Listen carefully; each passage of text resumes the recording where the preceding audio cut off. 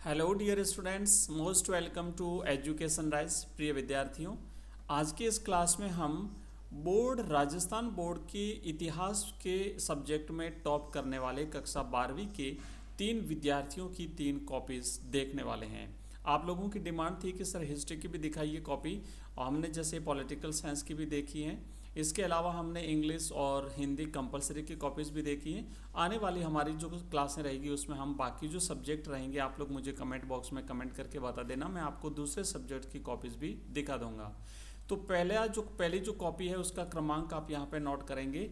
ये कॉपीज़ जो है इसमें इस विद्यार्थी ने 80 नंबर प्राप्त किए हैं। 80 में से 80 अंक प्राप्त किए हैं। 79 हैं तो आधा नंबर राउंड फिगर में 80 नंबर हुए। और उसके बाद 2 कॉपी और भी हम देखेंगे जो कि पूरे में से पूरे नंबर प्राप्त किए हैं। बच्चों, अगर 80 नंबर आपके वहाँ पे आ जाते हैं, चूँकि 80 नंबर का आपका पेपर होता है, और आपका 20 यहाँ से अगर जाता है, 17 अंक जो भेजा जाता है, तो आपका जो है वो 100 में से 100 हो जाएगा। समझ रहे हो ना, 80 नंबर का पेपर था, उसमें से बच्चे ने 80 नंबर प्राप्त किए हैं, और 20 अगर आपका 17 अंक यहाँ से जाता है तो टोटल 100 नंबर आपको मिल सकते हैं। अब कैसे लिखना है, क्या सारी चीज़ें रहेगी कॉपी में, आपका पेपर का टाइम मैनेजमेंट आपको कैसे करना है, सारी चीज़ें देखेंगे। तो ये जो स्टूडेंट है इसने खंड अ से शुरुआत करी है, और पिछली क्लासों में भी हमने देखा था, आप अगर चाहो तो खंड लिख सकते हो, आप चाहो तो खंड न भी लिखो तो कोई प्रॉब्लम नहीं है। क्वेश्चन नंबर जरूर लगाना होता है। और जिस तरीके से इस स्टूडेंट ने प्रश्न की संख्या लगाई है, जैसे फर्स्ट जो क्वेश्चन है उसमें अलग अलग जो छोटे प्रश्न होते हैं, 1 2 3 4 5 ऐसे टोटल 12 प्रश्न आते थे पिछली बार। इस बार का पैटर्न चेंज है। तो प्रश्न की संख्या यहाँ पे लिखी है, उसके बाद जो राइट ऑप्शन कौन सा है, अ ब स द में से, वो यहाँ पे लिखा है, और उस राइट ऑप्शन का जो आंसर है वो यहाँ पे लिखा हुआ है। तो इस तरीके से आप देख सकते हो टोटल यहाँ पे इस स्टूडेंट को 12 नंबर मिले हैं। ये कॉलम जो है ना, ये वाला जो मार्जिन है वो आपके लिए नहीं होता है, यहाँ एग्जामिनर आपको नंबर देता है, इसलिए आप लोग इसे खाली छोड़ेंगे, यहाँ पे कुछ भी नहीं लिखना है। कई सारे बच्चे ब्लैक पेन की बात कर रहे थे, तो ब्लैक पेन का मैं बता दूं कि जैसे आप है ना अलग अलग जगह यूज़ कर सकते हैं ब्लैक पेन का, रेड पेन का यूज़ कहीं पर भी नहीं कर सकते। तो खंड अ इसने जो बच्चे ने किया है तो यहाँ पे रेड पेन से लिखा है, उसके बाद प्रश्न की जो संख्या है उसको रेड पेन से लिखा है, और भी आगे हम देखेंगे कहाँ कहाँ आप यूज़ कर सकते हो, जैसे हेडलाइंस जहाँ पे लिखनी होती है वहाँ पे कर सकते हो। तो ये क्वेश्चन जैसे लिखा, राइटिंग साफ सुथरी होनी चाहिए, बड़े बड़े अक्षरों में लिखेंगे, इसके बाद एक लाइन खाली छोड़ दें और फिर आप प्रश्न करिए। बच्चे ने हालांकि यहाँ पे 2 2 लाइनें छोड़ी है, तो इतनी लाइन नहीं छोड़ें, आप 2 लाइन नहीं छोड़ें, एक लाइन छोड़ के आप अपना आंसर लिख सकते हैं। ठीक है। और ये जो पिछले सालों के जितने जो पुराने पेपर्स हैं ना, अगर आप ये पेपर चाहते हो तो आपको हमारे ऐप में मिल जाएंगे। ऐप का लिंक इस वीडियो के डिस्क्रिप्शन में दिया हुआ, वहाँ पर आपको पिछले 10 वर्षों के बोर्ड के जो पेपर्स हैं वो मिल जाएंगे, आप वहाँ से देख सकते हो। सब्जेक्ट में जाना है आपको, जैसे मान लो हिस्ट्री का अगर आपको पेपर देखना है तो आप हिस्ट्री वाला जो कोर्स है वहाँ पे कोर्स को ओपन करोगे, आप स्क्रॉल करते करते नीचे जाओगे तो वहाँ पे मॉडल जो पेपर है बोर्ड के, और जो टॉपर्स की कॉपी है वो फ्री ऑफ कॉस्ट आप देख सकते हो, उसका कोई चार्ज नहीं लगेगा। और ये जो कॉपी है उसको मैं अपने टेलीग्राम चैनल में भी आपको अवेलेबल करा दूंगा, आप वहाँ से भी इसे देख सकते हो। टेलीग्राम चैनल का लिंक भी इस वीडियो के डिस्क्रिप्शन में दिया हुआ है। तो चलिए आगे बढ़ते हैं, दूसरा प्रश्न देखते हैं। ये टोटल 12 प्रश्न है, और 12 ही 12 प्रश्न राइट हुए हैं, इसलिए इस बच्चे को 12 में से 12 अंक मिले हैं।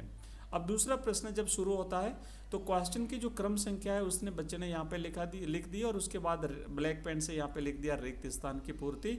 और इसमें 6 प्रश्न है तो इसको टोटल 6 अंक मिल गए, तो 12 और 6 18 नंबर हो गए। आप देख सकते हो बच्चों, 18 में से पूरे 18 नंबर।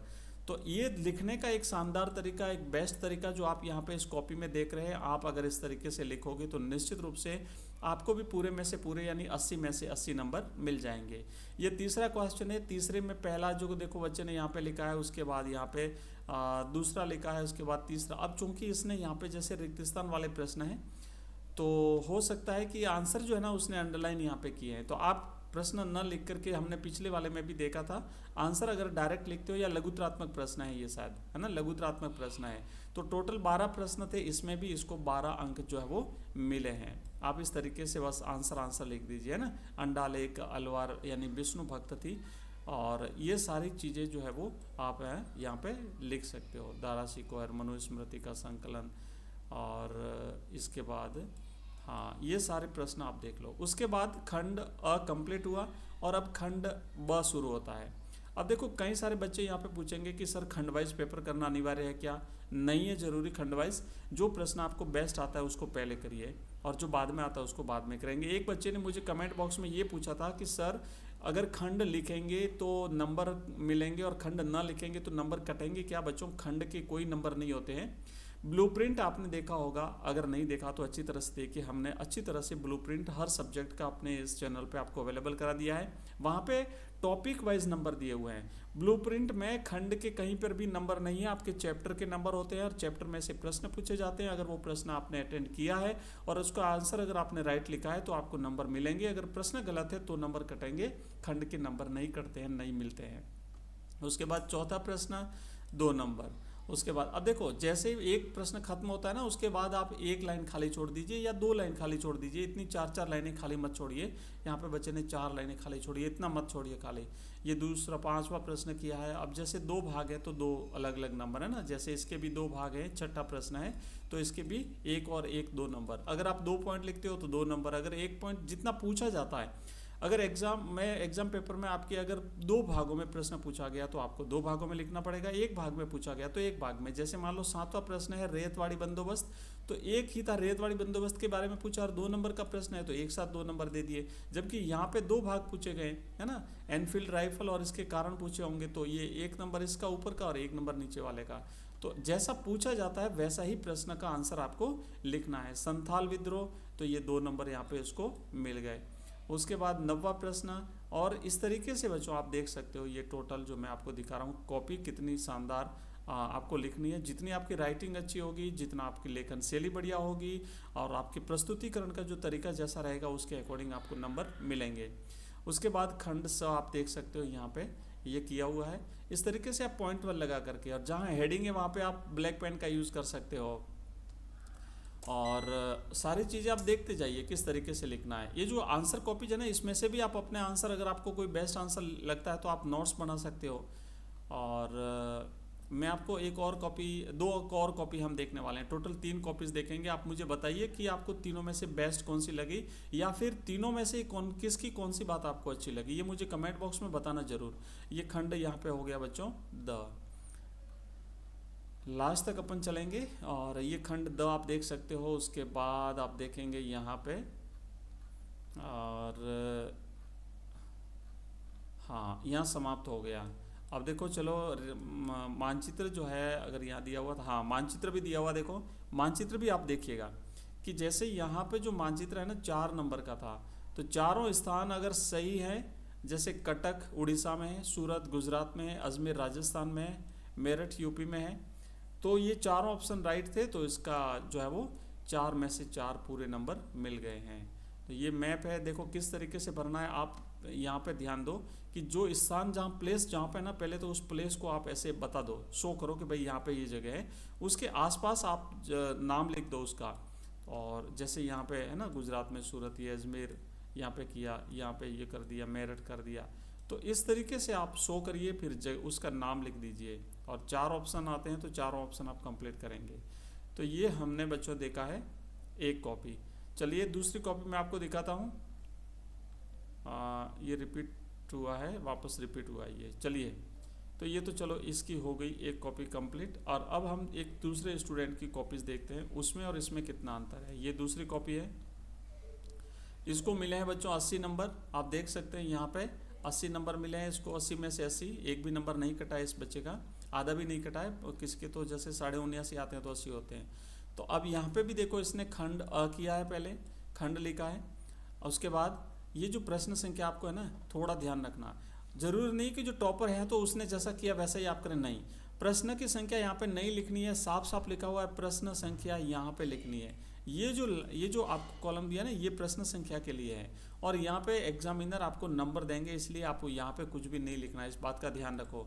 तो यहाँ पे प्रश्न संख्या लिखोगे और उसके बाद जैसे राइट है, आंसर राइट है, ऑप्शन यहाँ पे लिखे हैं इसने और यहाँ उत्तर लिखा है। अब आप देख लो दोनों का कंपैरिजन। आंसर आपको लिखना है, 12 नंबर का प्रश्न था तो 12 नंबर यहाँ पे दिए हैं। उसके बाद दूसरा प्रश्न 6 नंबर का है तो 6 नंबर दिए हैं। तीसरा प्रश्न फिर 12 नंबर का है तो इसको फिर 12 नंबर मिले होंगे पूरे 12 नंबर मिले तभी तो 80 हुए, हाँ ये 12 नंबर। उसके बाद अब यहाँ पे देखो इसका खंड जो है वो ब शुरू हो रहा है, अब खंड ब है। उसके बाद नवशास्त्रीय शैली 2 नंबर, पाँचवा 2 नंबर, और ये छठा इसका भी 2 नंबर। अब देखो अगर आप ब्लैक पेन का यूज़ नहीं करते हो तो सेम पेन से भी पॉइंट अगर लिखते हो तो उसको अंडरलाइन कर दिया करो, तो आपका शानदार जो है वो प्रेजेंटेशन हो जाएगा। और राइटिंग साफ़ सुथरी होनी चाहिए, बहुत इंपॉर्टेंट है। अगर आपकी नहीं भी है तो चिंता ना करें, लेकिन लिखने का अभ्यास रेगुलर करें, लिखते रहें।